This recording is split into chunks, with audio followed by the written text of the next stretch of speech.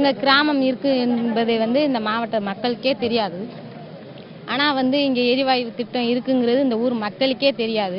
ஏன் தெரியாதுமா? எதனால தெரியாது? அதனால படிப்பறிவு இல்லாதனால ஒரு ஏமாற்று வேலையாக இது வாங்கப்பட்டுள்ளது. படிப்பறிவு இருந்தா இந்த விவசாய நிலத்தை அவங்க கொடுத்திருக்க மாட்டாங்க. இது படிப்பறிவு இல்லாதனால அப்ப உள்ளவங்க இதை அலோவ் பண்ணிட்டாங்க. இப்போ எங்க பசங்கெல்லாம் கொஞ்சம் நல்லா வெளி உலகத்துல போனதுனால வாட்ஸ்அப் வீடியோ எல்லாருக்கும் நன்றி.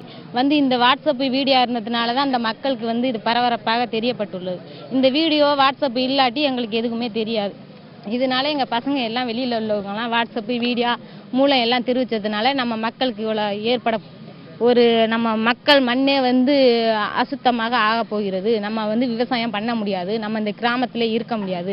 இந்த இதை எடுத்தா நம்ம இந்த ஊருக்குள்ளே இருக்க முடியாது. 100 கிலோமீட்டருக்கு நம்ம எல்லாம் ஊரை விட்டே கிளம்பணும். நம்ம கிராமத்துக்கு மட்டும் இது பாதிப்பு கிடையாது, புதுக்கோட்டை மாவட்டத்துக்கே இது ரொம்ப பாதிப்பு ஏற்படும். மக்களுக்கு தெரியாதுன்னு சொல்லியிருக்கீங்க இல்லையா? முதல்ல இதுக்காகத்தான் இந்த இடத்துல குழாய் பதிக்கிறாங்க அப்படிங்கிறது தெரியாதுன்னு சொல்லியிருக்கீங்க இல்லையா? எத்தனை விவசாயிகள் நிலம் கொடுத்துருப்பாங்க? எவ்வளவு பேர் இந்த மாதிரி கொடுத்துட்டு தெரியாம கொடுத்துருக்காங்க இது வரைக்கும்? இயல்பாவே பேசுங்க. இதுல 3 பேர் சம்பந்தப்பட்ட இடம் கொடுத்துருக்காங்க. ஆனா அவங்களுக்கு படிப்பறிவு கிடையாது. அவங்க வேளாறு. ஆனா படிப்பறிவு இல்லாதனால தான் அந்த இடத்த கொடுத்தாங்க. இது சும்மா போட்டுட்டு வெடிச்சிட்டு போயிடுவாங்க. இது மாதிரி பாதிப்பு வராது. சும்மா மண்ணெண்ணெய் எடுத்தா சரி நமக்கும் யூஸ் ஆகும் அப்படிங்கிறதுனால தான் மக்கள் இதை ஏமாந்து கொடுத்தாங்க. இதனால நம்ம விவசாயம் பாதிக்கும், நம்மளுக்கு நிலத்தடி நீர் கிடைக்காது அப்படின்னு தெரிந்திருந்தால் இந்த மக்கள் கொடுக்காது. எங்க மாவட்டம் தஞ்சை மாவட்டம் தான். அதுல பிரிக்கப்பட்டது தான் புதுக்கோட்டை மாவட்டம்.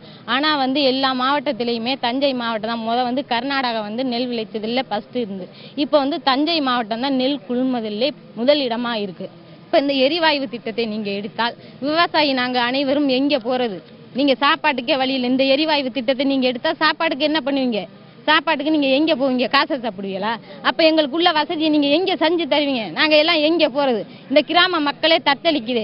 ஒரு நாள் விளையாட்டுக்காக இந்த ஸ்டூடெண்ட் எல்லாருமே ஜல்லிக்கட்டுக்கு போராடினாங்களே, இப்ப சாப்பாடே இல்லாம வழி இருக்கமே. இந்த மக்கள் எல்லாம் எங்க இருக்கு? இந்த ஸ்டூடெண்ட் எல்லாம் எங்க இருக்காங்க? இந்த ஸ்டூடெண்ட் முன் வந்தா மக்கள் அனைவரும் போராடுவோம், உயிர் உள்ள வரையும் போராடுவோம். இந்த மத்திய கவர்மெண்ட் இதுக்கு பதில் சொல்லி ஆகணும்.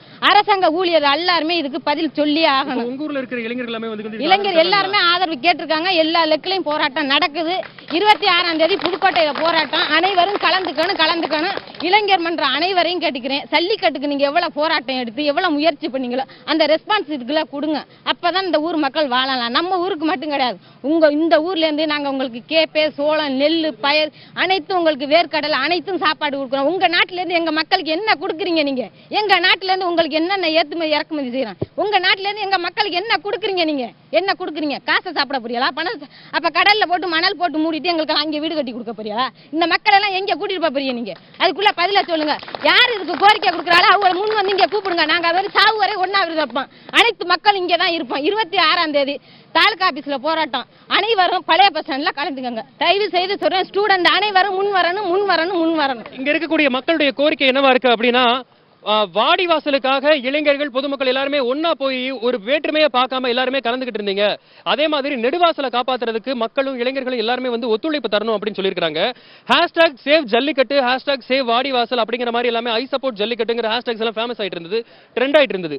இப்போ #சேவ் நெடுவாசல் அப்படிங்கிற ஹேஷ்டாக் அடங்கிய பதாகைய இங்க இருக்கக்கூடிய எல்லா பெண்மணிகளுமே, இங்க இருக்கிற எல்லாருமே விவசாய கூலிகளாக தான் இருக்கிறாங்க. இருந்தாலும் அவங்க தங்களுடைய கையில #சேவ் நெடுவாசல் அப்படிங்கறத வச்சு இங்க இருக்கக்கூடிய பெண்மணிகள் எல்லாருமே இந்த போராட்டத்தில் ஈடுபட்டு இருக்காங்க.